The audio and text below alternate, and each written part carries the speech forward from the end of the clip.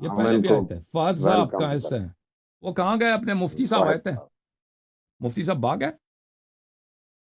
جی فہد بھائی کیڑے حکم کرو. مفتی؟ وہ مفتی وہ ایک پٹھان مفتی تھا نا، آتے تھے. ان کا شکل نظر آیا تھا. ابھی یہ ادھر آ گیا، مفتی آ گیا غلام فرید. یہ ابھی کہاں ہو گیا؟ فہد جان آپ بات کرنا چاہتے ہیں؟ فہد بھائی کو لگا دو، اب لے کے آئے اس کو. واہ واہ. فہد بھائی کوئی سوال تھا آپ کا؟ یہ سو رہا ہے. جی السلام علیکم. علیکم السلام. جاگ جاؤ بھائی، ویک اپ. کیسے ہیں آپ؟ طبیعت ٹھیک ہے آپ اللہ کی؟ تعالیٰ کا احسان ہے جی. اچھا وہ آپ سے نا کچھ دن تو نہیں، کچھ سال پہلے، میرے خیال سے 2 سال پہلے بات تھی فدق کے حوالے سے. تو ایک بات ذرا تھی کنفیوژن میں، وہ ذرا آپ سے شیئر کر دوں. جی کہ آپ یہ کہتے ہیں کہ سورہ حشر میں جو اللہ پاک نے وہ حصے کیے ہوئے ما فا اللہ علی رسول ہی، تو آپ یہ کہتے ہیں کہ یہ اس آیت کے حصے ہیں جو جنگ سے آتے ہیں. اہل سنت یہ کہتی ہے کہ یہ وہ حصے ہیں جو بنا جنگ کے آتے ہیں.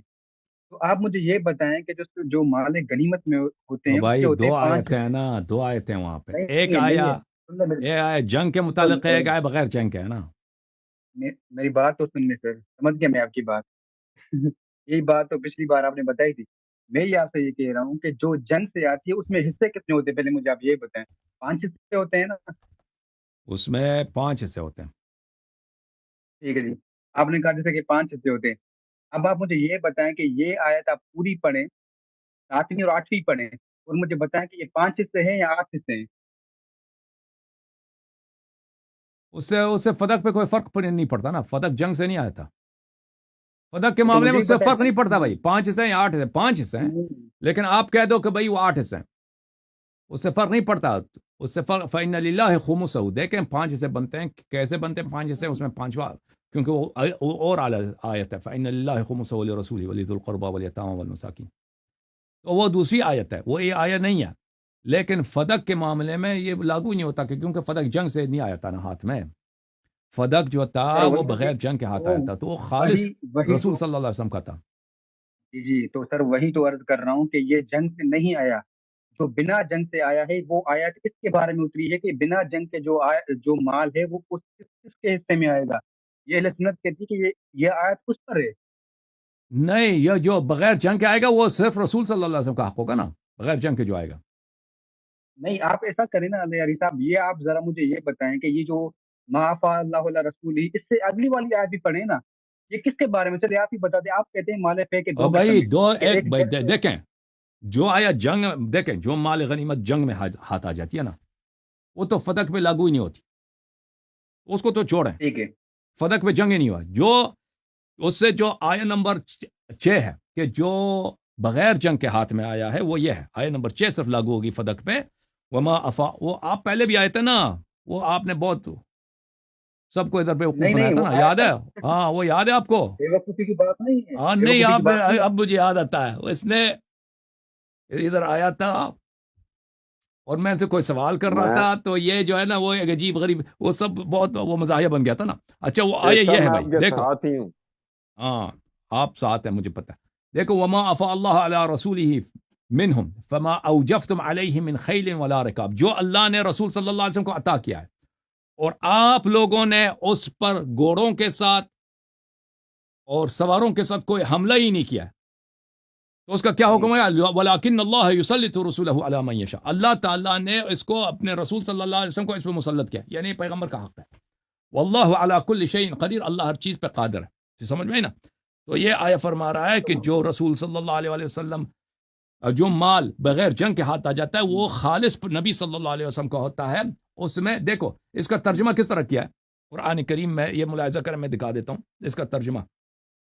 آپ کے مولوی صاحب نے، فتح جالندری صاحب نے، اور اے مسلمانوں، کیا فرمایا؟ اے مسلمانوں، جو مال اللہ نے اپنے پیغمبر کو ان لوگوں سے جنگ کے بغیر دلوایا ہے، اچھی طرح سے دیکھ لو، بغیر جنگ کے دلوایا، اس میں تمہارا کچھ حق نہیں، کیونکہ اس کے لیے تم نے نہ گھوڑے دوڑائے نہ اونٹ، لیکن اللہ اپنے پیغمبروں کو جن پر چاہتا ہے غالب کر دیتا ہے. یہ عربی میں کہاں پر لکھا ہوا ہے؟ یہ عربی میں کہاں پر لکھا ہوا ہے کہ آپ کا کوئی حق نہیں اس میں؟ وہ مجھے الفاظ بتائیں. ہاں فما اوجفتم علیہ من خیل ولا رکاب. تو آپ لوگوں نے اس پہ کوئی گوڑے نہیں دوڑائے، کیونکہ حق کیسے بنتا ہے؟ سن لو نا بھائی، پلیز سن لو، سوال کیا ہے نا، سن لو. آپ لوگوں نے اس پہ کوئی گوڑے نہیں دوڑائے، کوئی زحمت ہی نہیں کی ہے، تو آپ لوگ نہیں کہنا کہ ہمارا حق بنتا ہے. وَلَكِنَّ اللَّهَ يُسَلِّطُ رُسُلَهُ عَلَىٰ مَن يَشَاءُ. اللہ تعالیٰ اپنے رسول کو جس پہ چاہے مسلط کر دیتا ہے. اللہ تعالیٰ رسول پہ اس پہ کوئی اس مال میں کوئی تقسیم نہیں ہوگا، رسول اس پہ مسلط ہو گئے. دیکھیں میں اس کے علاوہ کنز الایمان جو ہے اس کا جو ہے ان کا اعلیٰ حضرت جو ہے نا بریلویوں کا، اس میں نے بھی یہی لکھا ہے وما افاء اللہ علی رسول من خیل ولا رکاب. اگلے صفحے میں ملاحظہ کریں، اگلے صفحے کے فوق میں اب ایک منٹ، یہ میں اپنے دشمنوں میں سے یہ مراد یہ بنی نذیر ہیں، جو غنیمتیں حاصل ہوئے ہیں اس کے لیے مسلمانوں کو جنگ نہیں کرنا پڑی. اللہ تعالیٰ اپنے رسول صلی اللہ علیہ وسلم کو ان کو مسلط کر دیا. تو یہ مال حضور کے مرضی پر ہیں، جہاں چاہیں خرچ کریں، ان کی اپنی مرضی ہے، جہاں چاہیں خرچ، لیکن ان کے یعنی ان کی اصل یہ ہے کہ ان کا ملک تلق ہے. پیغمبر صلی اللہ علیہ وسلم کا کیا ہے؟ ملک خالص ہے، ملک ان کا اپنا ذاتی بن جاتا ہے، وہ کہ جس طرح وہ چاہیں خرچ کریں. اور میں دوسرے آپ کو تفاسیر دکھاؤں، جامع البیان میں بھی ہے. صاحب وہ دیکھ لی تھی میں نے خاموش. پچھلی بار. میرا سوال ہاں، سوال آپ کا کیا بتاؤ؟ میرا سوال یہ تھا، ہاں میرا سوال پہلے سنتے لینا. میں یہ کہہ رہا ہوں کہ اس سے جو اگلی والی آیت ہے، اس کا اس بات کس پر آتا ہے؟ اور بھائی اگلی والی آیت کا فدق سے تعلق نہیں ہے. اگلی والی آیت وہ اس کے بس چھوڑ بھائی، تو آپ کو سمجھ نہیں آئے گی، آپ کو سمجھ آئے گی نہیں، ٹھیک ہے نا؟ آپ کوشش ہی نہ کریں، معاف کریے بھائی، ختم. اگلی والی آیت وہ مسمال کے لیے بھائی، وہ جو جنگ کے ذریعے ہاتھ میں آتی ہے نا اس کے لیے ہے اگلی والی آیت. اس کو کیوں کوٹ کر رہے ہو فدق کے لیے؟ ہاں نہیں، میری بات سنیے نا، میری بات سنیے. کہاں لکھا ہے؟ میری بات سنیے. آپ یہ کہہ رہے ہو کہ یہ آیتیں جو جنگ سے آتی ہے، ٹھیک ہے، آپ یہ کہہ رہے ہو. ہم یہ کہہ رہے ہیں جو جنگ سے آتی ہے اس کے اللہ تعالیٰ نے الگ حصے سورہ انفال میں کیے ہوئے ہیں، نہیں کیے ہوئے؟ تو جو جنگ سے آتی ہاتھ میں آتی ہے وہ دیکھو، ہاں کی ہوئی، تو پھر کیا مطلب کیا؟ ایک منٹ، ٹھیک ہے، مجھے پڑھنے دے پوری، مجھے پڑھنے دے پوری ابھی، ٹھیک ہے، پڑھوں، ٹھیک ہے.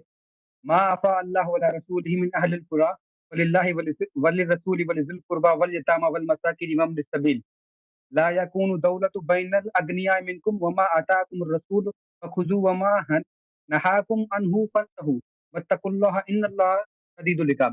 ٹھیک ہے، یہاں پر تو ہو گئے 4-5 حصے، ذی القربى والیتامى والمساکین وابن السبیل.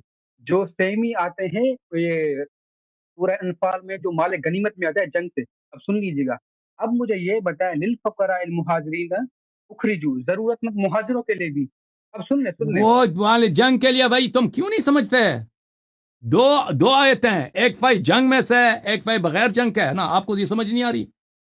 جو بغیر جنگ کا ہے قرآن کہہ رہا ہے، جو بغیر جنگ کا ہے وہ رسول صلی اللہ علیہ وسلم کا ملک تلق ہے. ملاحظہ کرو، یہ کتاب ہے جامع البیان، شاہ دار الفکر.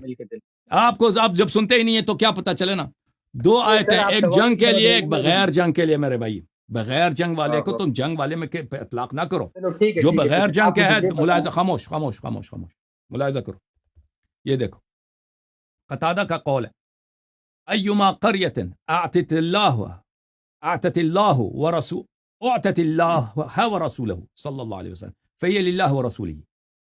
جو یہ دو آیتیں یہ کہہ رہی ہیں کہ جو قریہ اللہ اور رسول صلی اللہ علیہ وسلم کو ملے ہیں تو وہ اللہ اور رسول کے لیے خالص ہیں. وَأَيُّمَا قَرْيَةٍ فَتَحَ الْمُسْلِمُونَ عَنْوَةً فَإِنَّ لِلَّهِ خُمُسَهُ وَلِرَسُولِهِ. جو مسلمان جنگ کے ذریعے فتح کریں تو اس کا خمس اللہ اور رسول صلی اللہ علیہ وسلم کے لیے ہوتا ہے، اور چوتھا حصہ وَمَا بَقِيَ غَنِيمَةٌ لِمَنْ قَاتَلَ عَلَيْهِ، وہ بقیہ غنیمت ہوتی ہے. سمجھ میں آئی نا بات؟ یہ دو آیتیں مختلف آیتیں، ایک آیت نہیں ہے.